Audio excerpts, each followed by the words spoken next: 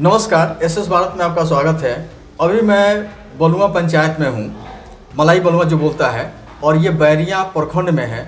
यहाँ से एक प्रत्याशी खड़ी हैं, महिला हैं, उनके प्रतिनिधि ये जो है, जो शख्स मेरे साथ आज जुड़ने वाले हैं, बात करने वाले हैं, जो महिला प्रत्याशी के पुत्र हैं। तो आइए चल के इनसे बात करते हैं कि इस चुनाव को किस तरह से आंकते हैं, कैसे इस चुनाव में उनका आना हुआ, क्या उनकी मानसा है, क्या उनका मोटो है, क्या मैनिफेस्टो है 5 साल के लिए लेके इस चुनाव में उतरे हैं। तो सर, आपका मेरे चैनल में स्वागत है। जी, बहुत बहुत धन्यवाद सर। ग्राम पंचायत राज मलाई बलुआ की समस्त जनता को मेरी तरफ से प्रणाम। मैं हिमांशु कुमार निषाद, पिता श्री सुरेंद्र प्रसाद, ग्राम मल्हाई टोला वार्ड नंबर 4 के हम लोग निवासी हैं, और मेरी माता श्री इस 2021 पंचायत चुनाव में प्रत्याशी की। तो मैं ये जानना चाहूँगा आपसे कि आपकी माता श्री जो है, क्या ये समाज सेवा में रही है, या कि आपके परिवार से कोई सदस्य है जो समाज सेवा में पहले से था, जुड़ा हुआ था? मेरे पिता श्री सुरेंद्र प्रसाद जी, जिन्होंने शिक्षक रहने के साथ साथ और समाज सेवा के रूप में उन्होंने काफ़ी योगदान दिया है, और उनके आदर्श और उनके विचारों के पथ पर मैं भी उस चीज़ को मैं बेखूबी निर्वहन कर रहा हूँ। जी जी। और पुनः मैं इस ग्राम पंचायत राज मलाई बलुआ के समस्त जनता से मैं अपील कर रहा हूँ कि पुनः मुझे इस मुखिया के रूप में मुझे अगर ये कार्य को। तो आप अपने पिताजी के बारे में कुछ बताइए। मेरे पिताजी शुरू से ही उन्होंने समाज सेवा के रूप में काम किया है। लोगों को प्रेरणा के रूप में उन्होंने प्रेरणा को एक स्रोत में बांधने का काम किया है।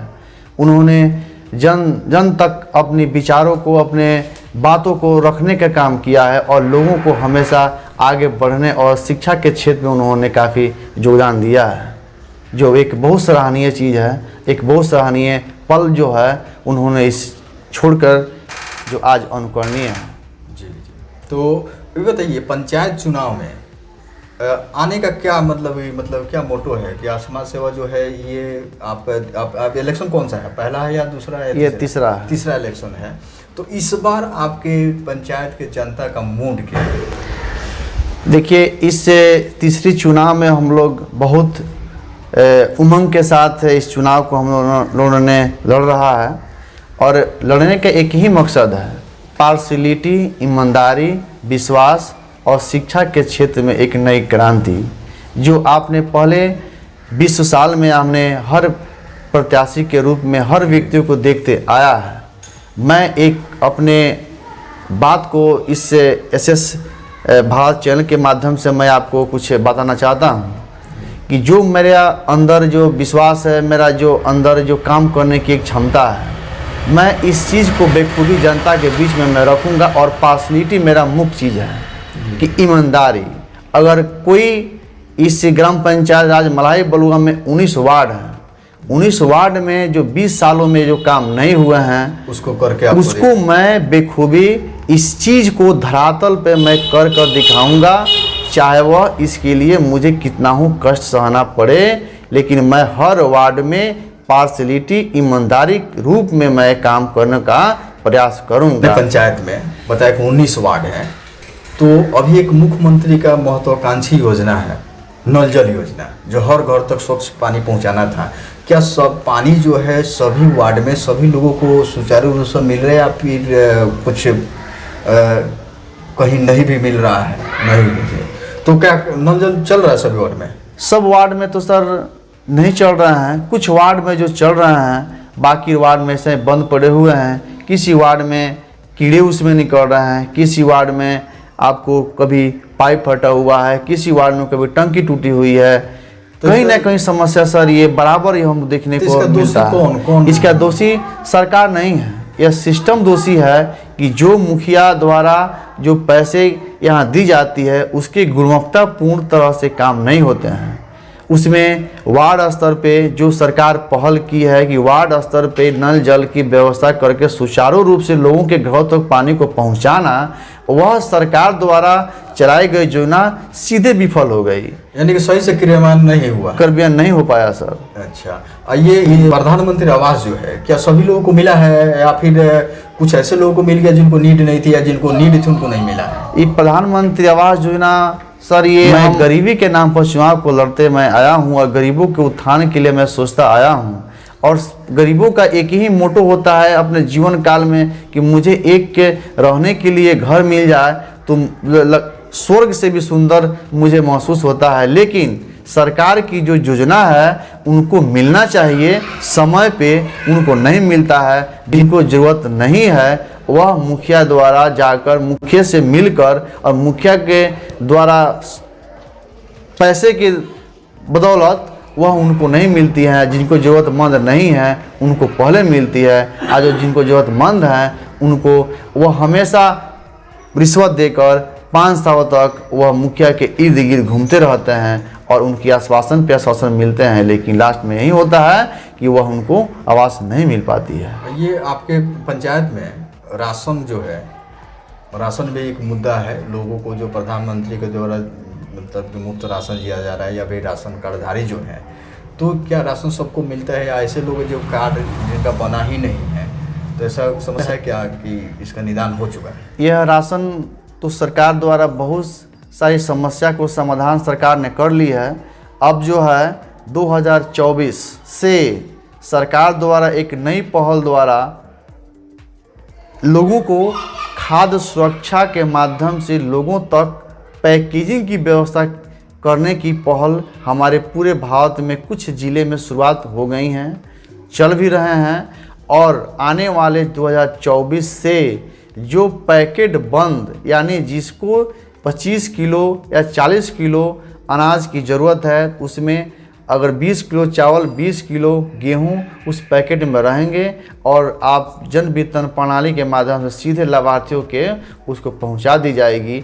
अभी जो है सुचारू रूप से बहुत सारे व्यवस्था जो है गड़बड़ है, बिचौलिए ये चीज़ रह जाती है, बिचौलिए में रह जाते हैं और जनता को हमें लाभ उसकी नहीं मिल पाती है। पंचायत की आपको अगर मन बना लिया कि मुखिया हमको बनाना है, अगर चुनाव जीतते हैं तो अगले 5 साल के लिए क्या मैनिफेस्टो है, मतलब कि कौन सा कार्य आप करेंगे जो नहीं हुआ? क्वेश्चन है कि अगर ये मलाही की जनता जो है आपको तीसरा बार है और इस बार मौका दे देती है, क्योंकि जब आपने कहा कि जनता ने मन बना लिया है तो मौका मिल जाता है, तो अगले 5 साल के लिए एक मन में होगा कि मैं अपने लोगों के लिए करूंगा, तो क्या मन बना है, क्या नया करना है या क्या करना है जो पीछे छूट गया, पिछले लोगों ने नहीं किया उसको पूरा करना है? कौन कौन सा काम आप करेंगे? चलिए, एसएस भारत चैनल की तरफ से मुझे इस चीज़ को आपने प्रश्न को रखा, इसके लिए बहुत बहुत धन्यवाद।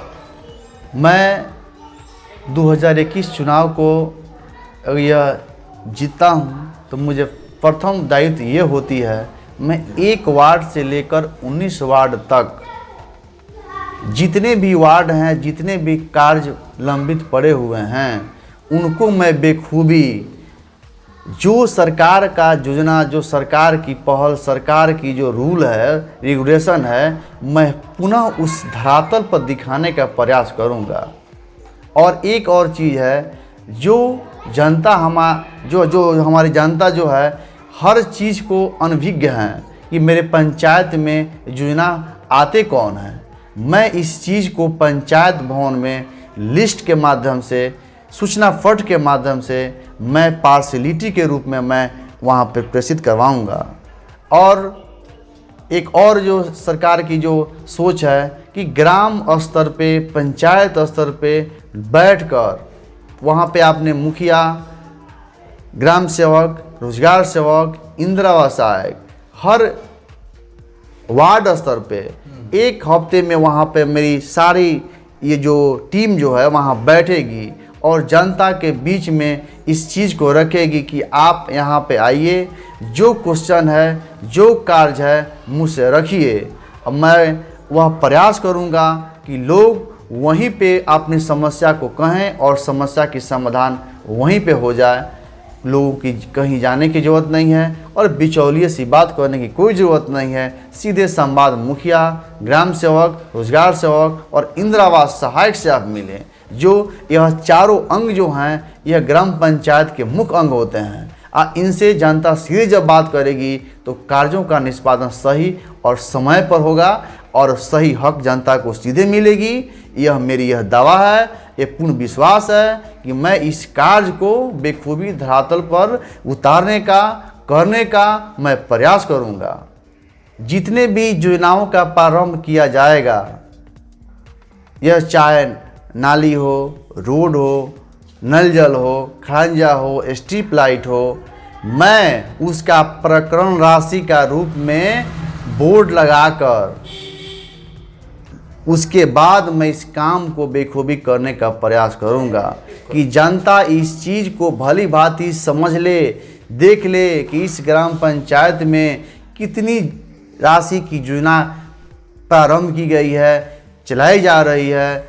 मैं पिछले 20 सालों से मैं देखते आया हूँ, जब काम समाप्ति के कगार पर होती हैं, जब जांच होती है, तब शिलापट लगा दी जाती है और पुनः शिलापट को तोड़ दी जाती है। मेरा एक ही मोटो, एक ही मकसद है कि मैं शिलापट लगाकर, मैं साइन बोर्ड लगाकर उसकी प्रकरण राशि को लिखकर वहाँ मैं काम कराने का प्रयास करूँगा। जनता उस चीज़ की भली भांति सोचेगी, समझेगी, देखेगी उस योग्य काम हो रहा है कि नहीं।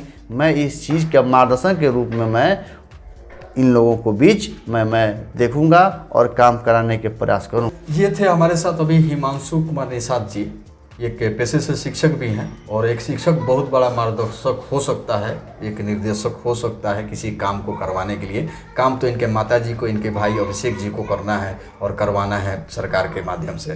तो ये जो है हिमांशु जी अभी जो है इन्होंने अपनी बातों को रखा आपके बीच में। व्यूअर्स का मेरा बहुत बहुत धन्यवाद और आपका भी धन्यवाद। चलिए, बहुत बहुत धन्यवाद सर, इसमें मैं मौका आपने दिया। बहुत